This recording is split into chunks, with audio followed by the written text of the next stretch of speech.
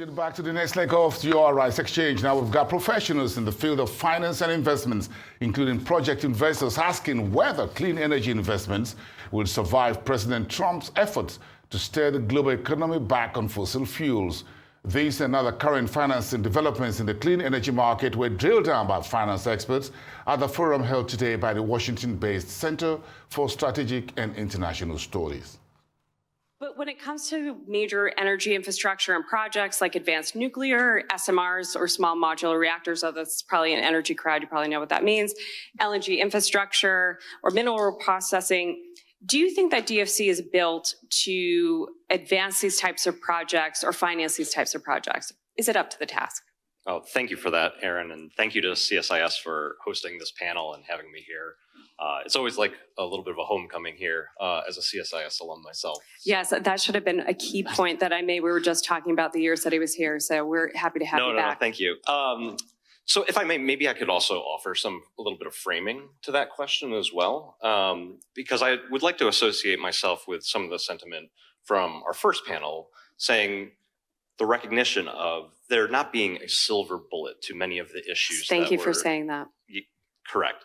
So the DFC is a very important tool in the toolkit.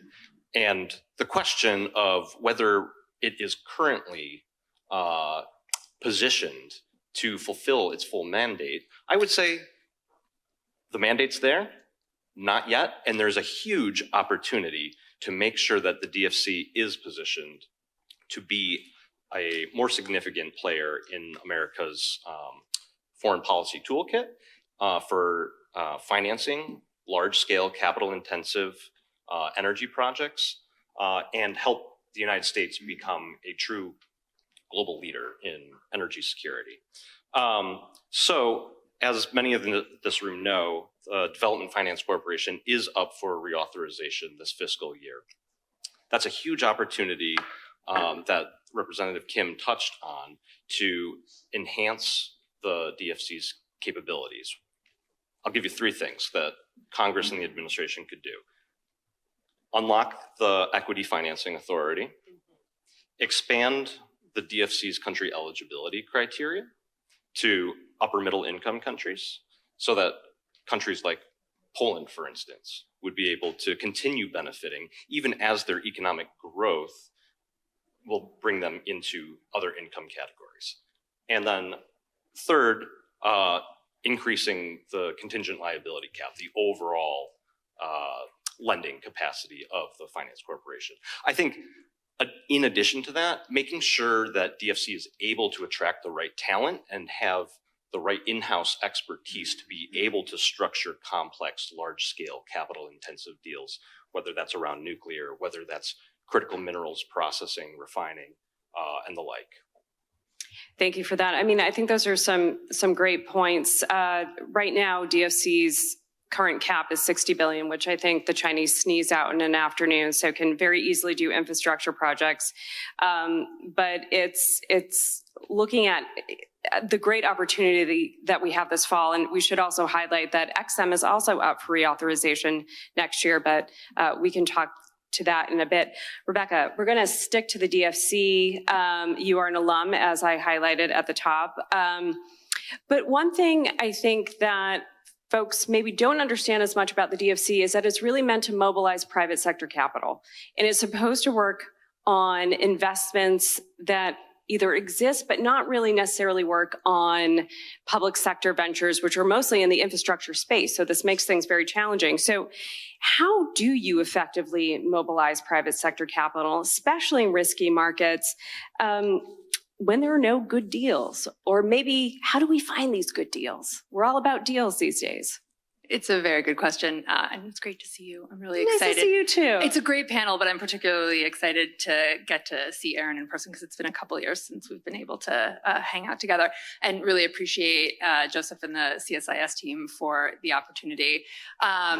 This is like a great pitch across the plate because it lets me talk about some of my favorite issues, which is the bottom line that if you look at the markets where DFC can and should be working. And I think many folks in this room and looking at this program virtually will understand the bottom line that there are just too few bankable deals that exist in these markets. And oftentimes, especially in the clean energy technology space, experts will tell you, and I think many of you will tell me, that there's a lot of competition for those deals. So this question becomes, how do you nest the work and the tools of investment, which for me in the US government context include most notably the DFC and EXIM, a little bit domestically the Defense Production Act, in this larger ecosystem of what does it mean to also prioritize the kinds of upstream grant-based investments through foreign assistance budgeting that will allow you to facilitate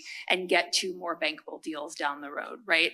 And that's when we get to talk about foreign assistance budgets. And that's when we get to talk about what's going on at the State Department and what has happened with USAID. And I think from my perspective, it's going to be no secret that I have very strong negative feelings about what happened at the U.S. Agency for International Development, and it's shuddering. And there's a rescissions package that is sitting, I think it has passed the Senate as of us speaking, but other folks might know. There's a rescissions package that's sitting on the Hill right now that will likely pass in the next couple of days that is going to be tantamount to about $7.6 billion in cuts to foreign aid. It's a travesty. That said, we are going into a period in which you have a bunch of foreign assistance dollars that had previously in previous budgets been earmarked going into the coffers of the State Department to be used in a way that is novelly flexible.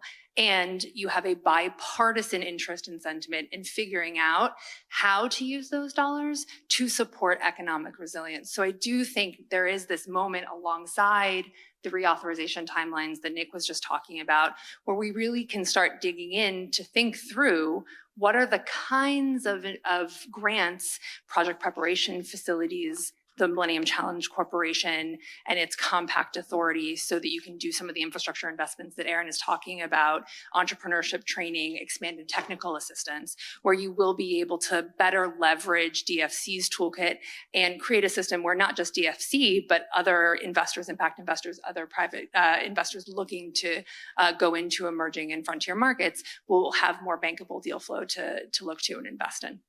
Thanks.